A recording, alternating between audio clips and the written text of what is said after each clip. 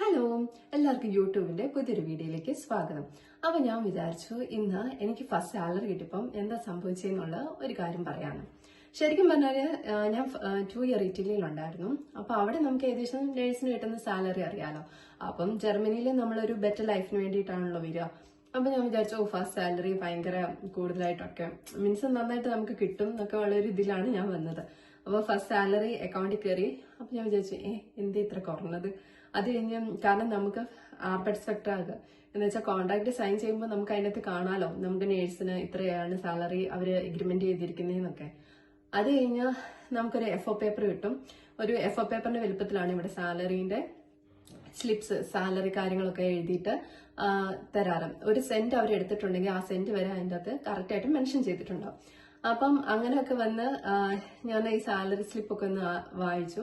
അപ്പൊ ഫസ്റ്റ് നമുക്ക് കിട്ടിക്കഴിയുമ്പോൾ എവിടെയൊക്കെയാണ് റിഡക്ഷൻ എവിടെ നിന്നൊക്കെയാണ് ഡിഡക്ട് ചെയ്ത് കൊണ്ടുപോകുന്നതെന്നൊന്നും നമുക്ക് തിരിയത്തില്ല.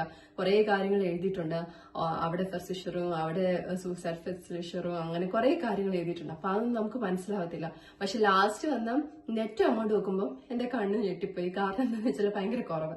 അപ്പൊ ഞാൻ ഇങ്ങനെ എന്റെ ആർബൈറ്റ് കേപ്പറിന്റെ അടുത്ത് ഇവിടെ എന്ന് പറഞ്ഞ ഒരു പ്രത്യേകതയുണ്ട്.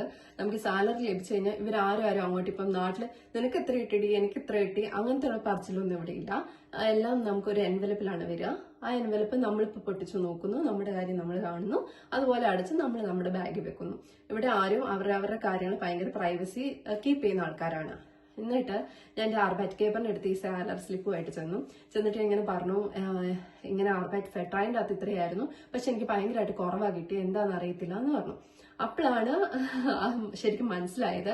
കാരണം എന്റെ സ്റ്റോയർ ക്ലാസ് ശരിക്കും പറഞ്ഞാല് 1ലാണ് കിടക്കേണ്ടത്. ഞാൻ മാരീഡ് ആണെങ്കിലും ഒറ്റയ്ക്കാണല്ലോ ഫസ്റ്റ് ഇവിടേക്ക് വന്നത്. അപ്പം എന്ന് പറഞ്ഞാല് നമ്മൾ സിംഗിളായിട്ടാണ് കാറ്റഗറി ചെയ്യുന്നത്. അപ്പൊ സ്റ്റോയർ ക്ലാസ് 1ലാണ് ശരിക്കും കിടക്കേണ്ടത്. പക്ഷെ എന്റെ ഓട്ടോമാറ്റിക്കലി കിടന്നത് സ്റ്റോയർ ക്ലാസ് 6ലാണ്. 6 എന്ന് പറഞ്ഞു കഴിഞ്ഞാലും നമുക്ക് ശരിക്കും പറഞ്ഞാല് ഒന്നിൽ കൂടുതൽ ആർബൈറ്റ് ഗേബർ ഉണ്ട്. മീൻസ് രണ്ടിൽ കൂടുതൽ ആർബൈറ്റ് ഗേബർ ഉണ്ട്. മീൻസ് പാർട്ട് ടൈം ചെയ്യുന്നവരല്ല. പാർട്ട് ടൈം ഇപ്പൊ 538 യൂറോയില് നമ്മൾ പാർട്ട് ടൈം ചെയ്യുന്ന ആ ഒരു ഇതിലല്ല. അതിൽ കൂടുതൽ നമ്മൾ സാലറി ഫെഡിങ് ചെയ്യുന്നുണ്ടെന്നുണ്ടെങ്കിൽ നമുക്ക് 2 ആർബൈറ്റ് ഗേബർ ഉണ്ട് എന്ന കാറ്റഗറി വന്നു കഴിയുമ്പോൾ നമ്മൾ സ്റ്റോർ ക്ലാസ് 6ലാവും. അപ്പൊ അത് ഓട്ടോമാറ്റിക്കലി വന്നതാണ്. അപ്പം അതുകൊണ്ടാണ് എനിക്ക് ഇത്രയും സാലറി അവര് ടാക്സ് അടി പിടിച്ചോണ്ട് പോയത് എന്നാണ് അറിഞ്ഞത്. പിന്നെ അത് ഫിനാൻസ് ആംറ്റിൽ ക്ലിയറും ചെയ്ത് മീൻസ് ഞാൻ ഫസ്റ്റ് ഇതിൽ വന്ന് ആ മെൽഡ മെഷൈനിങ് ഒക്കെ കൊടുത്ത് എല്ലാം കഴിഞ്ഞ് കഴിഞ്ഞപ്പം സ്റ്റോർ ക്ലാസ് 1ൽ കയറി. അങ്ങനെ അന്ന് അവർ പിടിച്ചോണ്ട് പോയ ഫസ്റ്റ് സാലറി പിടിച്ചോണ്ട് പോയത് ബാക്കി എനിക്ക് നെക്സ്റ്റ് മന്തിൽ സാലറിയിൽ തിരിച്ചു കയറുകയും ചെയ്തു. അപ്പം എല്ലാവരും ഫസ്റ്റ് ആയിട്ട് വന്നു കഴിയുമ്പോൾ അവരുടെ സാലറി സ്ലിപ്പിലെ സ്റ്റോർ ക്ലാസ് ശ്രദ്ധിക്കാൻ മറക്കരുത്. അപ്പൊ അടുത്ത വീഡിയോ കാണുന്നോട്ടും വരെ ബൈ ബൈ.